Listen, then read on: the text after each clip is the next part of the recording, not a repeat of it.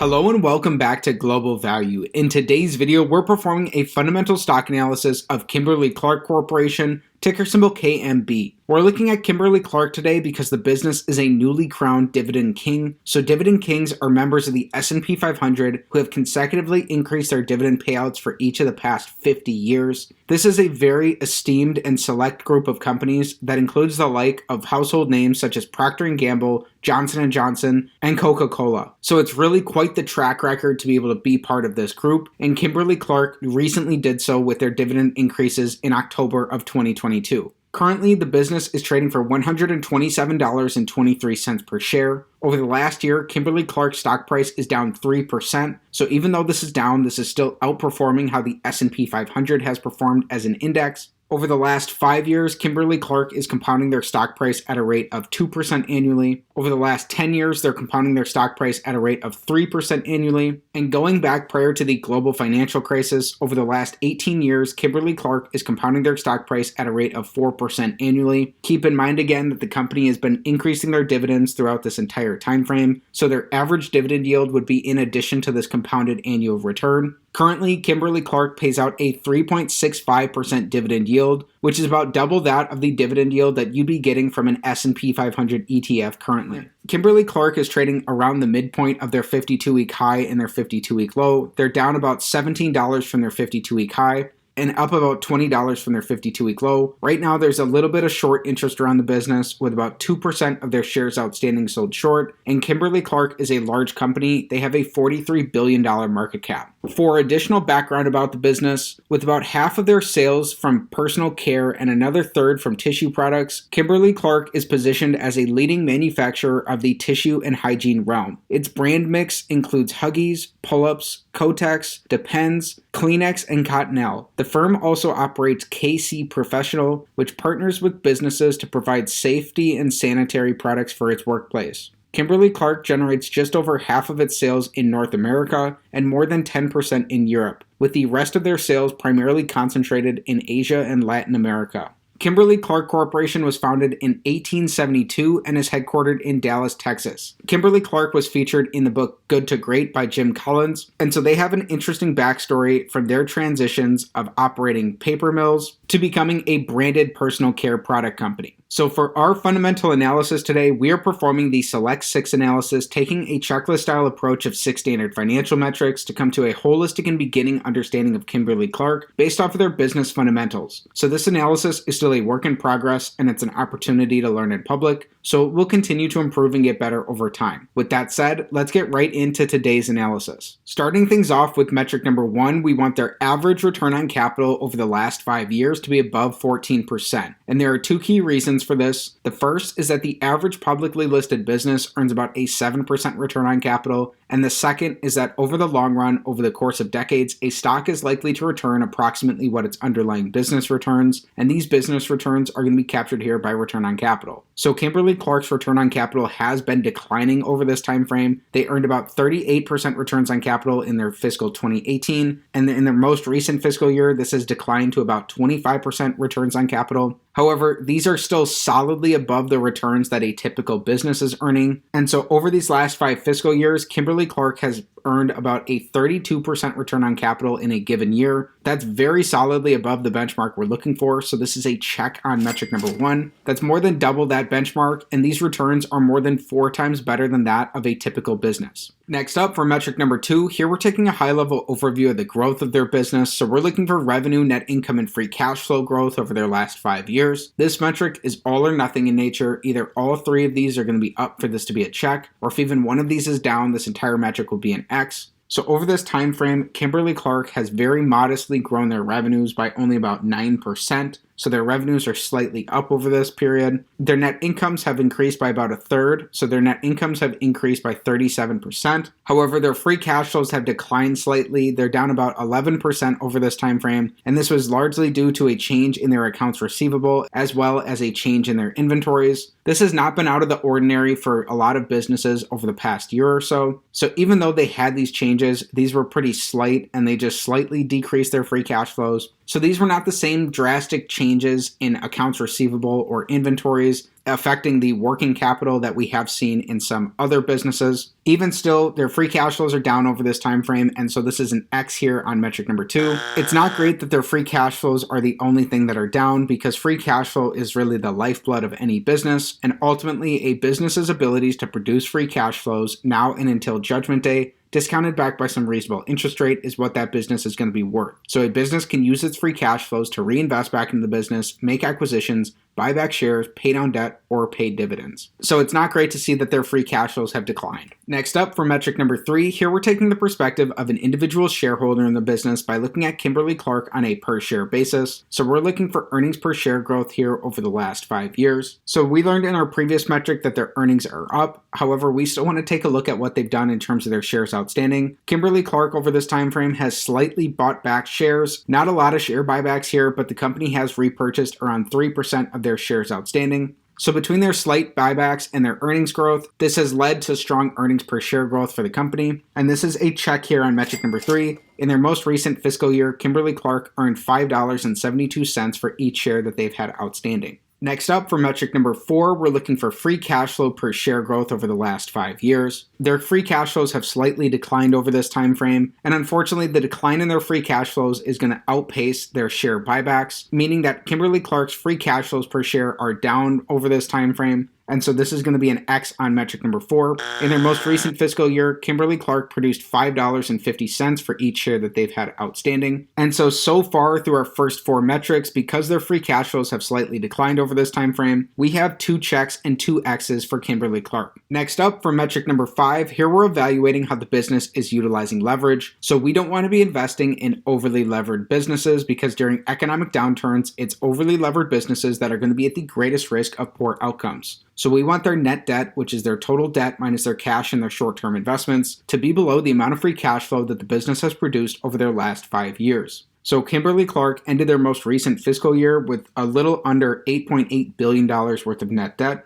And over these past 5 years, when we add up all of their free cash flows, Kimberly-Clark has produced about $9.7 billion worth of free cash flow, meaning that relative to the debt they're employing in their business, Kimberly-Clark looks like it's sufficiently cash flow generative to be able to support this debt load. So this is going to be a check here on metric number 5. It's a benefit here for the business as well, is that even with their free cash flows being down in their most recent fiscal year, if we were to extrapolate their free cash flows out over the next 5 years, they'd still be able to support this debt position. So Kimberly-Clark looks like it's using an appropriate amount of leverage relative to the free cash flows that they're producing in their business. Then our 6th and final metric, the big metric of them all, we want their average free cash flow to their total enterprise value to give us a yield that's above 5%. If this is the case, this will potentially offer us a slight risk premium to the yield of the 10-year treasury and potentially give us a reasonable starting point for a valuation of Kimberly-Clark. So we're using their total enterprise value because it takes into account both their market cap and their net debt position, and it's going to give us a perspective of the business that's more similar to as if Kimberly-Clark were a private company. Currently, Kimberly-Clark has about a $52 billion total enterprise value, and we learned that over the last 5 years, the business has produced $9.7 billion worth of free cash flow, meaning that in an average year, Kimberly-Clark produces about $1.9 billion worth of free cash flow. So when we divide their $1.9 billion of their average free cash flow by their $52 billion total enterprise value, that gives us about a 3.7% average free cash flow to enterprise value yield for the business. So while that is just about the yield of the 10-year treasury currently, that's below that 5% risk premium that we're ideally looking for, meaning that this is going to be an X here on metric number 6, as it doesn't look like the business is currently offering a risk premium to the yield of the 10-year treasury. Also worth being aware of is that the company's free cash flows in their most recent fiscal year are about where they have been at historically. They're just slightly below this historical number. So Kimberly-Clark's current free cash flow to enterprise value yield is also about 3.7%, meaning that on a current basis, they're coming in below that risk premium as well. So just because this is an X here on metric number 6 doesn't mean that you're going to throw this business out in its entirety. It just may mean that the business's abilities to produce free cash flows are being more appropriately valued by the market, and that it's less likely that they're being significantly underpriced. Kimberly-Clark, given its dividend track record and the pretty stable nature of their business, has the perception of being a stable and resilient business through a variety of economic conditions, and so it's potentially more difficult for a business like this to be significantly mispriced, especially given its its size and track record. Even keeping that in mind, this is just one of our 6 metrics, and while these metrics are simple, when they're combined together, they can be very powerful. And there are still some interesting aspects of the business left to cover. So then as a bonus, here we're looking at Kimberly-Clark's dividend profile. So again, Kimberly-Clark is a newly crowned Dividend King. They've consecutively increased their dividends for each of the past 50 years. And the business currently pays out a significantly above average 3.65% dividend yield. However, people make mistakes all the time by blindly chasing dividend yield or a dividend track record, so it's important to stop and look at the underlying fundamentals of a business like we've been doing, and to look to see whether a company's abilities to pay out dividends is well supported by either their earnings or their free cash flows, depending on the type of business. For Kimberly-Clark, we want their dividends to be well supported by their free cash flows, and Kimberly-Clark has been able to support their dividends with their free cash flows in all 5 of these years, albeit some of these dividend payout ratios have been pretty high for the business, so their abilities to continue increasing their dividend payouts are really going to depend on their cash flows, as it looks like the business has had some pretty high dividend payout ratios, and they've gone above that 60% threshold that we'd ideally be looking for in about 4 of these 5 years. So keep in mind that this is a snapshot of their past 5 years of performance, and this is not necessarily any sort of guarantee for the future, but that's something to be mindful of if you're looking at this business based off of its abilities to return capital to shareholders through its dividend payouts. Then finally, everything we've discussed so far is important, but there's something missing that in my opinion is the main reason to analyze Kimberly-Clark, which takes us on to using a discounted cash flow model to come to a potential fair intrinsic value for Kimberly-Clark. So a discounted cash flow model is just like any other model in any other discipline. Its outputs are going to be sensitive to its inputs. So here we're starting with the business's current free cash flows and using historical growth assumptions based off how they've been able to grow their free cash flows dating back all the way till 1990. In order to give us a baseline projected estimate into the future. So it's up to you to do your own homework here to determine whether or not these historical growth assumptions are going to be accurate and applicable going forward for Kimberly-Clark. If we assume that the business can grow their current free cash flows at a rate of 4.5% annually over the next 10 years, and then during the 10 years after that this growth rate would slow down slightly and they'd be growing their free cash flows at a rate of 4% annually, we won't be adding in their tangible book value because that's been skewed based off how the company has bought back shares in their past. So that is something to note here that is going to potentially throw this model off slightly.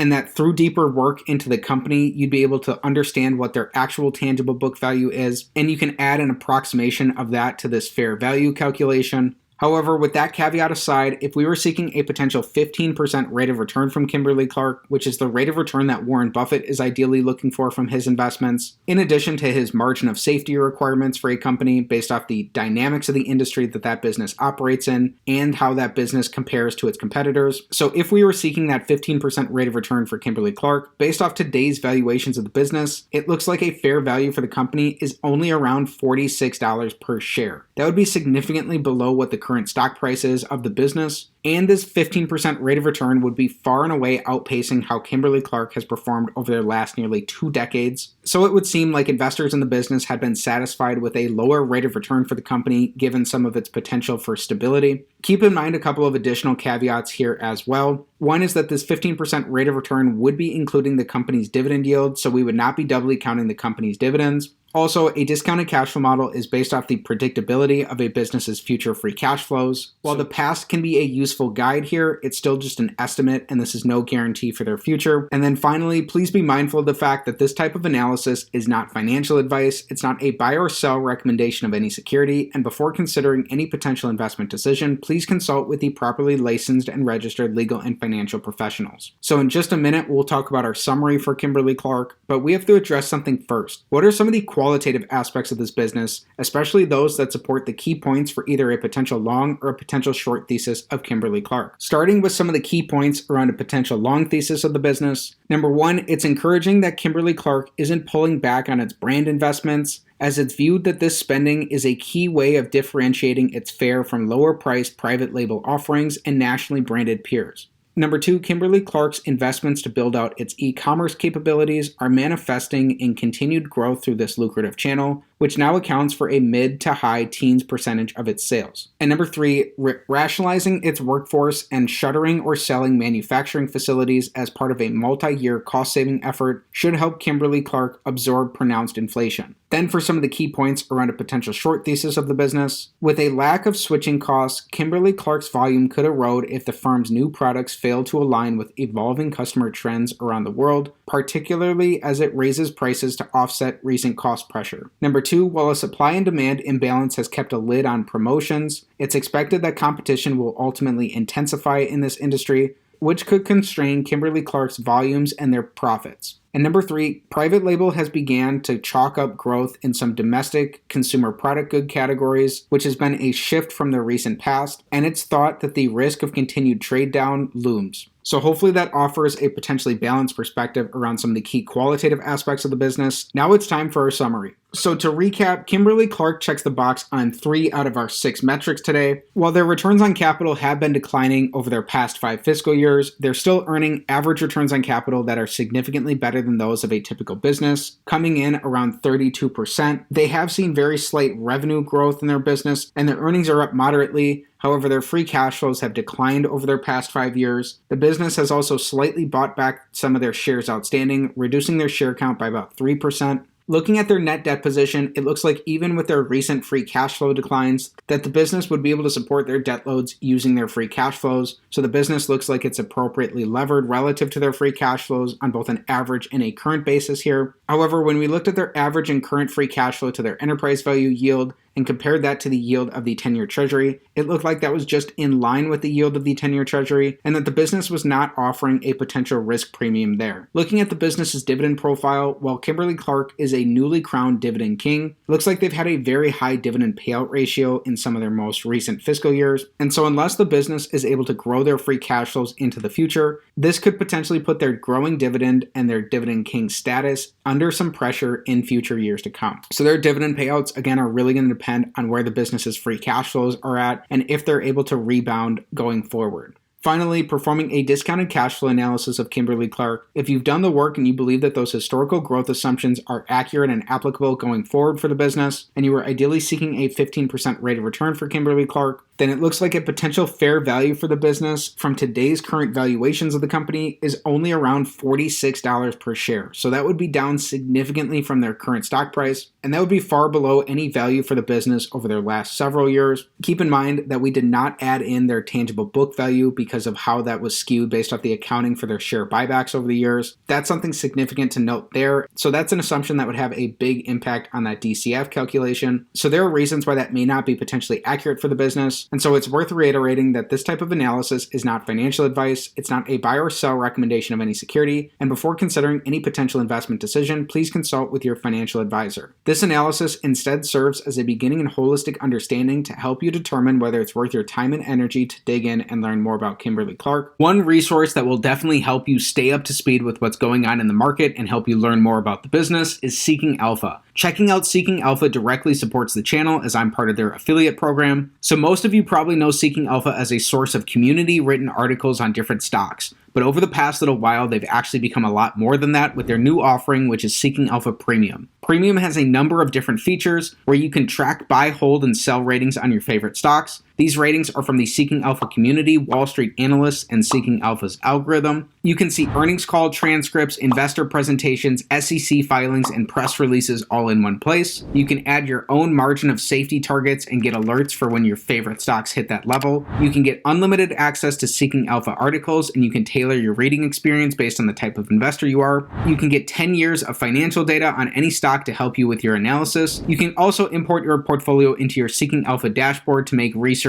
easier. And if that didn't convince you, the best thing is that an annual plan is only $119. That's just 33 cents per day through my referral link down in the description below. Normally premium is $239, but if you use my link, it's 50% off. So check it out if you're interested. So through this deeper research, you'll learn more about the qualitative and the quantitative aspects of the business, and you'll likely be able to determine for yourself what a reasonably appropriate intrinsic value for Kimberly-Clark will be. So as a value investor, you're ultimately trying to conduct this research as if you're going to own 100% of a business, and you can truly understand the ins and outs of that company and understand what's important and what's not important going forward for the business in order to come to its underlying essence. So with that said, that's it for today's fundamental stock analysis of Kimberly-Clark Corporation, ticker symbol KMB.